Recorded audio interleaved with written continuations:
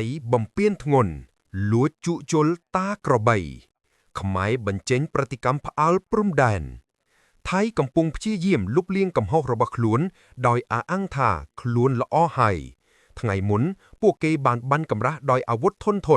ថ្ងៃនេះពួកគេនាំគ្នាជក់ជុលទោះជាយ៉ាងណាក៏ដោយប្រលឹងដូនតាដែលថែរក្សានៅក្នុងប្រាសាទតាក្របីមិនត្រូវលើកលែងជនណាដែលបំផ្លាញប្រាសាទបុរាណរបស់បុព្វបុរសខ្មែរឡើយអនុញ្ញាតឲ្យគោរពជំរាបសួរបងប្អូនប្រិយមិត្តទស្សនិកបងប្អូនជនរួមជាតិជាទីគោរពរាប់អានស្វាគមន៍មកកាន់វីដេអូអាប់ដេតនៅព្រឹត្តិការណ៍ព័ត៌មានសំខាន់ៗរបស់ជាតិនិងអន្តរជាតិសម្រាប់ព្រឹកថ្ងៃទី23ខែមករាឆ្នាំ2026នៅក្នុងវីដេអូនេះខ្ញុំបាទសូមលើកយកព្រឹត្តិការណ៍ព័ត៌មានសំខាន់ៗពាក់ព័ន្ធនឹងការវិវត្តនៅឯព្រំដែនកម្ពុជាថៃជាពិសេសត្រង់តំបន់ដែលថៃចូលធ្វើការរុករានទន្ទ្រានឈរជើងនិងកាន់កាប់ដោយខុសច្បាប់ក្រោយពីបទកាលពីថ្ងៃទី22ខែមករាឆ្នាំ2026កាសែតខៅសុតបានចុះផ្សាយស្ដីពីគម្រោងផែនការរបស់ថៃពិសេសកងកម្លាំងភូមិភាគទី2របស់ថៃសហការជាមួយមន្ត្រីជំនាញនៃមន្ទីរវិចិត្រសិល្បៈទី10នៃខេត្តនគររាជសីមាពួកគេបានចុះទៅត្រួតពិនិត្យស្ថានភាពនៅប្រាសាទតាក្របីដែលថៃហៅថាប្រាសាទតាខ្វៃវាស្ថិតនៅក្នុងស្រុកភ្នំដងរែខេត្តសុរិន្ទសូមបញ្ជាក់ជូនបងប្អូនប្រិយមិត្តទស្សនិកជនឲ្យបានជ្រាបថានេះគ្រាន់តែជាការអះអាងនឹងការដាក់ឈ្មោះឲ្យរបស់ភាគីថៃតែប៉ុណ្ណោះយ៉ាងណាក៏ដោយប្រាសាទតាក្របីគឺស្ថិតនៅលើទឹកដីរបស់កម្ពុជានៅក្នុងនោះពួកគេរៀបចំផែនការជួសជុលនិងស្ដារឡើងវិញនៅសំណង់បុរាណមួយនេះនៅក្នុងកិច្ចប្រតិបត្តិការនេះមន្ត្រីថៃបានបញ្ជាក់ថាពួកគេបានដំឡើងគ្រឿងបង្គំសម្រាប់ទ្រទ្រង់រចនាសម្ព័ន្ធនៃប្រាសាទនេះជាបណ្ដោះអាសន្នគោលបំណងដើម្បីបង្ការការបាក់ស្រុតព្រមទាំងការបើកផ្លូវឆ្ពោះទៅកាន់ប្រាសាទដើម្បីបញ្ជូនបំណែកថ្មដែលធ្លាក់របស់យកទៅធ្វើការវិនិច្ឆ័យស្ថានភាពមុននឹងឈានទៅដល់ការជួសជុលផ្លូវការលទ្ធផលនៃការចុះត្រួតពិនិត្យនេះនឹងត្រូវដាក់បញ្ចូលទៅក្នុងកិច្ចប្រជុំពិភាក្សាស្ដីពីការអនុម័តវិធានការបន្តទៀតខណៈពេលដែលមន្ត្រីជំនាញបានណែនាំទៅដល់កងទ័ពឲ្យមានការប្រុងប្រយ័ត្នខ្ពស់និងហាមមិនឲ្យមនុស្សចូលទៅជិតតួប្រាសាទឡើយដោយសារស្ថានភាពសំណង់មានភាពទ្រុឌទ្រោមសូរជាងទន្ទឹមទៅនឹងសកម្មភាពរបស់ភាគីថៃក្រសួងវប្បធម៌និងវិចិត្រសិល្បៈនៃព្រះរាជាណាចក្រកម្ពុជាក៏បានចេញសេចក្តីថ្លែងការណ៍ប្រតិកម្មនិងជំទាស់តវ៉ាយ៉ាងខ្លាំងក្លាចំពោះរាល់សកម្មភាពទាំងឡាយណាដែលភាគីថៃកំពុងអនុវត្តនៅលើប្រាសាទតាក្របីរបស់កម្ពុជាឬថៃហៅថាប្រាសាទតាខ្វៃនេះដែលកម្ពុជាអះអាងថាវាស្ថិតនៅលើទឹកដីអធិបតេយ្យភាពរបស់កម្ពុជានៅក្នុងខេត្តឧត្តរមានជ័យនេះបើយោងតាមសេចក្តីប្រកាសរបស់ក្រសួងវប្បធម៌និងវិចិត្រសិល្បៈរបស់កម្ពុជាកាលពីថ្ងៃទី22ខែមករាឆ្នាំ2026កម្ពុជាបានចាត់ទុកការកាន់កាប់និងការពន្ធភ័តជួសជុលណាមួយដោយគ្មានការឯកភាពពីភាគីកម្ពុជាគឺជាការរំលោភបំពានទៅលើបូរាណភាពទឹកដីនិងបេតិវប្បធម៌ជាតិយោងទៅតាមរបាយការណ៍ស្ថានភាពនៃតំបន់ជុំវិញប្រាសាទតាក្របីនេះនៅតែមានភាពតានតឹងទៅនឹងផ្នែកសន្តិសុខដោយសារតែនៅមានក្របមីននិងអាវុធយុទ្ធផលមិនទាន់ផ្ទុះជាច្រើនមិនទាន់ត្រូវបានបោសសម្អាតអស់បន្ទាប់ពីមានការប៉ះទង្គិចគញាយ៉ាងខ្លាំងរវាងកងទ័ពថៃនិងកងទ័ពកម្ពុជាកាលពីខែធ្នូឆ្នាំ2025កន្លងទៅដែលបណ្ដាលឲ្យប្រាសាទបុរាណនានារងការខូចខាតយ៉ាងដំណោះជាពិសេសគឺប្រាសាទតាក្របីរបស់កម្ពុជាដែលថៃធ្វើការទម្លាក់គ្រាប់បែកធន់បង្កឲ្យមានការបាក់បែកខ្លាំងនៅក្នុងនេះបានបង្ហាញឲ្យឃើញយ៉ាងច្បាស់ថាសកម្មភាពរបស់ថៃនៅពេលបច្ចុប្បន្ននេះបាននឹងកំពុងតែបង្ហាញពិភពលោកឲ្យបានឃើញអំពីការព្រួយបារម្ភទៅលើសម្បត្តិវប្បធម៌ទន្ទឹមទៅនឹងសកម្មភាពរបស់ពួកគេដែលធ្វើការវាយប្រហារកន្លងមកដោយមិនញញើតទេសូម្បីតែទីតាំងប្រាសាទបុរាណរបស់កម្ពុជាក៏ពួកគេមិនទុកដែរ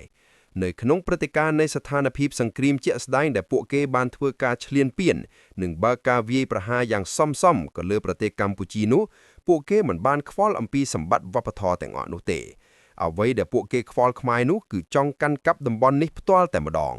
ប៉ុន្តែដំណាក់កាលចុងក្រោយនេះបំណាយតែប្រាសាទតាក្របីហើយស្ថិតនៅលើទីតាំងដែលពួកគេកាន់កាប់និងឈរជើងដោយខុសច្បាប់ទៅហើយដូច្នេះគេបានព្យាយាមធ្វើគោរពបែបយ៉ាងទាំងអស់ដើម្បីបង្ហាញឲ្យឃើញថាពួកគេស្រឡាញ់វប្បធម៌ដែលគេចាត់ទុកថាគឺជាទីតាំងប្រាសាទបុរាណរបស់គេ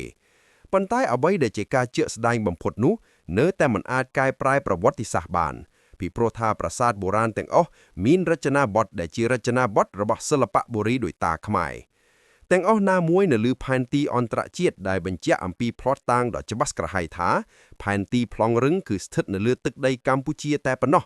ដរាបណាកម្ពុជាមិនទទួលស្គាល់ជាទ្វេភាគីឬក៏ធ្វើសាមញ្ញដីធ្លីឲ្យទៅកាន់ប្រទេសថៃដោយស្របច្បាប់នោះទេប្រទេសថៃនៅតែស្ថិតនៅក្នុងស្ថានភាពនៃការគ្រប់គ្រងនិងឈ្លានពានទឹកដីកម្ពុជាដោយខុសច្បាប់ដដែលហើយសូមបញ្ជាក់ផងដែរថា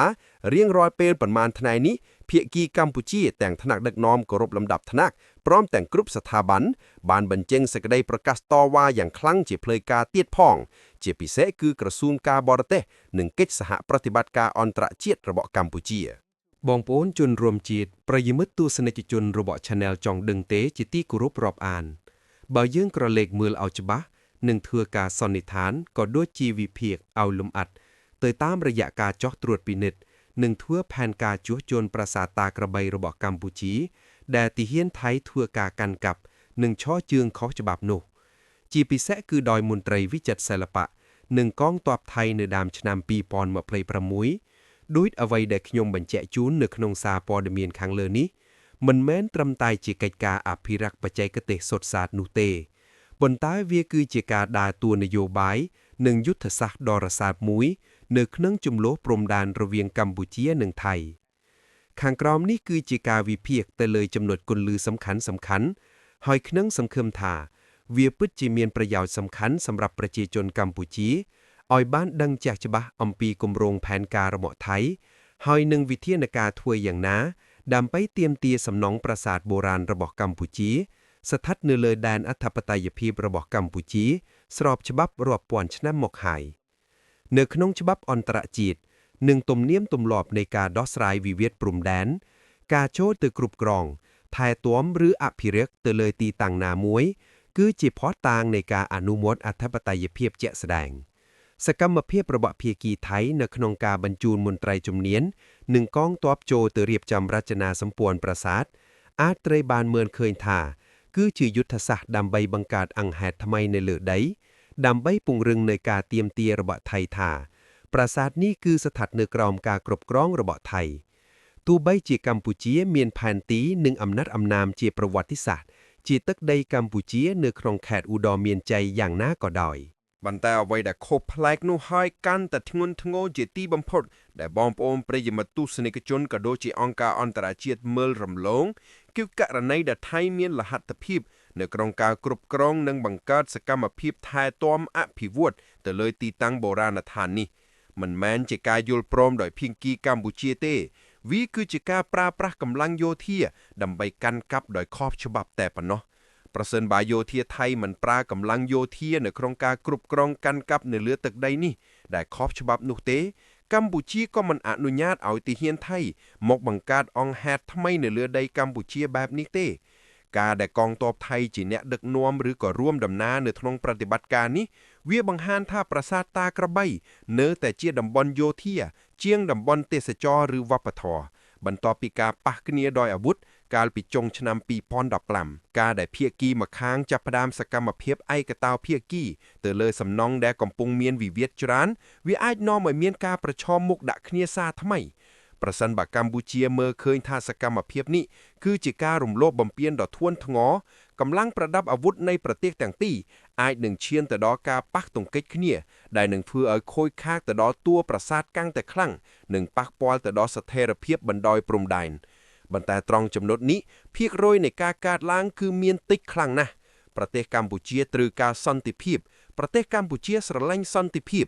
កម្ពុជាបានប្រើប្រាស់យន្តការការទូតយ៉ាងក្រាស់ក្រៃដើម្បីដំណើរការនៃការដោះស្រាយដោយស្របច្បាប់ខណៈពេលដែលកម្ពុជាបាននឹងកំពុងទាមទាររកភស្តុតាងគ្រប់ចំណុចទាំងអស់គ្រាន់តែពេលនេះគឺប្រើប្រាស់រយៈពេលយូរបន្តិចប៉ុណ្ណោះបន្តែសូមបញ្ជាក់ជូនបងប្អូនប្រិយមិត្តទស្សនិកជននិងជនរួមជាតិឲ្យបានថាថ្នាក់ដឹកនាំកម្ពុជាមិនបាននៅស្ងៀមហើយយល់ព្រមប្រគល់ទីតាំងទាំងនោះឲ្យទៅកាន់យោធាថៃដែលស្របច្បាប់នោះឡើយទៅតាមគោលការណ៍ផ្ដាច់ឆានពិភពលោកឬក៏បទសញ្ញាអន្តរជាតិការជួសជុលប្រាសាទនៅក្នុងតំបន់ដែលមានចំនួនព្រំដែនគួរតែធ្វើឡើងតាមរយៈយន្តការទ្វេភាគីឬមានការចូលរួមពីភាគីទី3ដូចជាអង្គការ UNESCO ឬក៏គណៈកម្មាធិការសម្របសម្រួលអន្តរជាតិ ICCJ ការដែលថៃធ្វើសកម្មភាពតែម្នាក់ឯងដោយមិនមានការពិគ្រោះយោបល់ជាមួយកម្ពុជាមិនត្រឹមតែធ្វើឲ្យខូចខាតទៅដល់ទំនាក់ទំនងការទូតប៉ុណ្ណោះទេ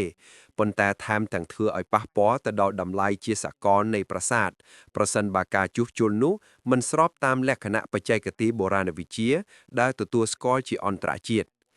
ចំណុចនេះគឺជាចេតនារបស់ថៃផ្ទាល់តែម្ដងបងប្អូនអញ្ចឹងបំណែកតែកាន់កាប់បានទៅហើយថៃចង់ធ្វើអ្វីស្រេចតែក្បាលចិត្តប៉ុន្តែអ្វីដែលថៃខ្វាក់ចំណាប់និងភ្លេចខ្លួននោះគឺមិនដឹងថាករណីនេះត្រូវតែឆ្លងកាត់អង្គការ UNESCO ឬក៏តុលាការសម្របសម្រួលអ៊ុគ្រិត ICCJ អន្តរជាតិទេ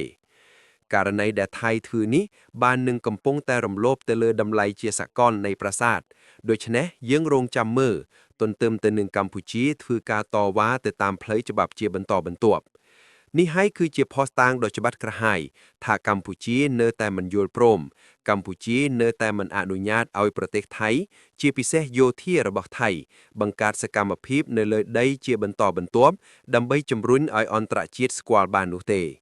ជាសរុបរួមមកការជួសជុលប្រាសាទតាក្របីដោយភាគីថៃឯកតោភាគីនេះគឺជាបញ្ហានយោបាយស្របដោយវប្បធម៌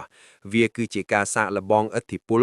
និងការគ្រប់គ្រងនៅលើដីដែលអាចនាំទៅរកភាពតានតឹងជាថ្មី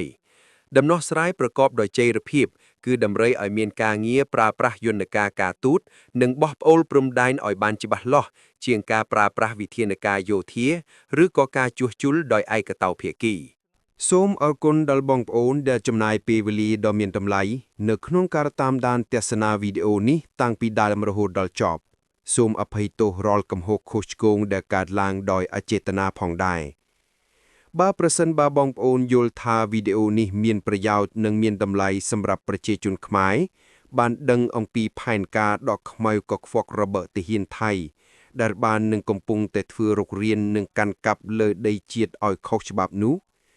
កុំភ្លេចបងប្អូនស្លេម្នាក់មួយទៅកាន់បណ្ដាញសង្គមស្រឡាញ់ពេញចិត្តវីដេអូនេះកុំភ្លេចចុច like និង comment ភាគល្អៗ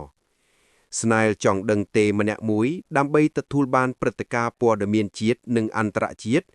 បទវិភាគអត្ថាធិប្បាយនៃព្រឹត្តិការណ៍សំខាន់ៗជារៀងរាល់ថ្ងៃសូមជួបគ្នាលា